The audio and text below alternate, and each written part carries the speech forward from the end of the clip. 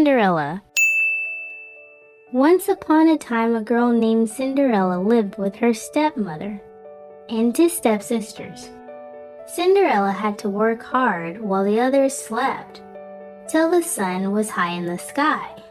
It was Cinderella who had to wake up each morning, when it was still dark and cold, to start the fire. It was Cinderella who cooked the meals. It was Cinderella who kept the fire going. The poor girl could not stay clean from all the ashes and cinders by the fire. What a mess you are! Her two stepsisters laughed. That is why they called her Cinderella. One day, big news came to town. It was time for the prince to find a bride, and the king and queen were going to have a ball. All of the young ladies in the land were invited to come. The stepsisters were wild with joy. They would wear their most beautiful gowns and fix their hair extra nice. Maybe the prince would like them. Cinderella now had extra work to do. She had to sew two new gowns for her stepsisters. Faster! Shouted one stepsister. You call that a dress? Screamed the other. Oh, dear, said Cinderella. When can I? The stepmother marched into the room. When can you what? Well, said the girl, when will I have time to make my own dress for the ball? You? Yelled the stepmother. Who said you were going to the ball? What a laugh, said one stepsister. A mess like you? They pointed at Cinderella. All of them laughed. Cinderella thought to herself, they may see a mess when they look at me, but I know that I am not a mess. If I could, I would go to the ball. Soon the time came for the stepmother and stepsisters to leave for the big party. A fine carriage came to the door. The stepmother and stepsisters hopped inside. They were off. Goodbye, called Cinderella. Have a good time. But her stepmother and stepsisters did not turn around. Ah, said Cinderella sadly. The carriage rode down the street. She said aloud, I wish I could go to the ball too. Then, poof, all of a sudden, in front of her was a fairy. You called? Said the fairy. I did, said Cinderella. Who are you? Why, your fairy godmother, of course. I know your wish, and I have come to grant it. But, said Cinderella, my wish is impossible. Excuse me, did I not just show up out of thin air? I suppose you did, said Cinderella. Then let me be the one to say what is possible or not. That makes sense, said Cinderella. She looked down at her dirty clothes. Look at me. I cannot go to the ball. You do look a bit of a mess, child, said the fairy godmother. Even if I had something nice to wear, said the girl, I would have no way to get there.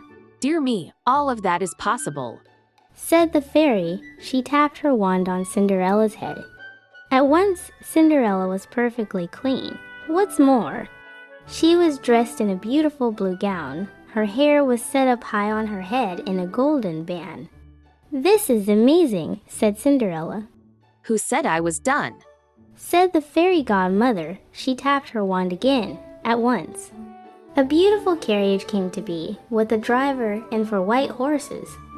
Am I dreaming? Said Cinderella, looking around her. It is as real can be, but there is one thing you must know. All of this lasts only to midnight. At the stroke of midnight tonight, it will all be over. Everything will go back to how it was before.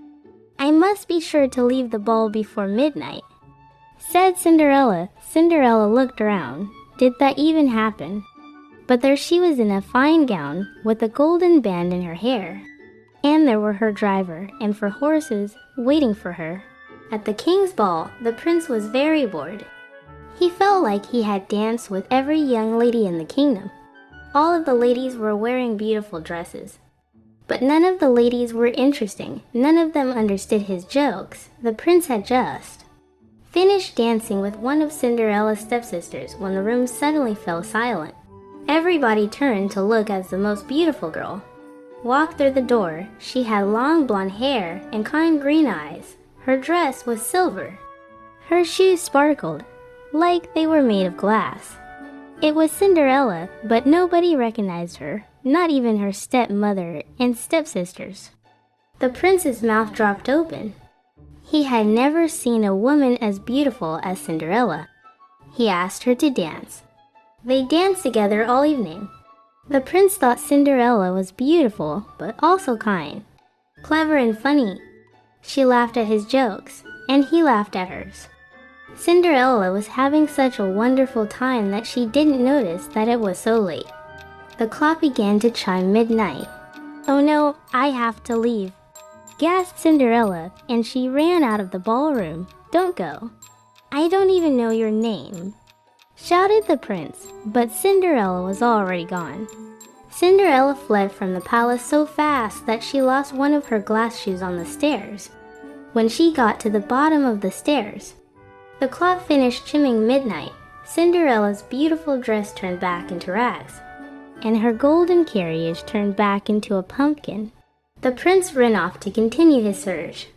Cinderella walked all the way home. 3 weeks passed. The prince couldn't sleep. He could not stop thinking about the beautiful girl at the ball. He waited for her to return to the palace, but she did not return. He waited for her to send a letter, but no letters came. Finally, in desperation, he gave the glass shoe to a trusted messenger and ordered him to visit every house in the kingdom. The messenger visited hundreds of houses. At every house, women claimed the glass shoe was theirs, but when they tried on the shoe, their feet were too big, or too wide, or too small. Finally, the messenger arrived at Cinderella's house. Cinderella's stepmother opened the door. She led the messenger into the dining room where the 2 stepsisters were waiting. "Thank God, that's my shoe," the oldest sister said, but when she tried the shoe, her foot was too wide. "Silly sister, it's not your shoe, it's my shoe," said the youngest sister, but when she tried the shoe, her foot was too small. Get out of the way, girls. It's not your shoe, it's my shoe.